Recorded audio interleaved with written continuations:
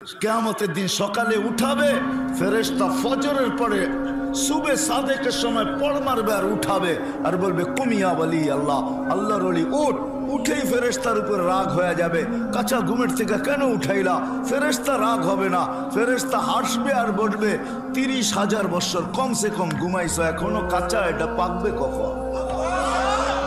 তখন জ্ঞান ফিরে আসবে, বলবে কেন উঠাইছো? কিয়ামত হয়ে গেছে, কোথায় যাব আমরা? বলবে তাহতা আরশের রহমান, যা সিধা আরশের নিচে। লাগবে খিদা, ভাববে নাস্তার কথা, ফেরেশতারা কানে কানে বলে দিবে ফুতুরুকুম ইয়াবরু তাহতা আরশের রহমান, তোমাদের নাস্তা আল্লাহর আরশের নিচে ঠান্ডা হইতেছে, জলদি চলো। মনে মনে মেনু ভাববে কি খাওয়াবে আল্লাহ, তো ফেরেশতা চিৎকার দিয়া বলবে জান্নাতের মাছের কলিজার কাবাব আর জান্নাতের রুটি। ওইখানে পচবে, আমনা সামনা বসবে, মহিলা আলাদা পুরুষ আলাদা, আমনা সামনা বসবে।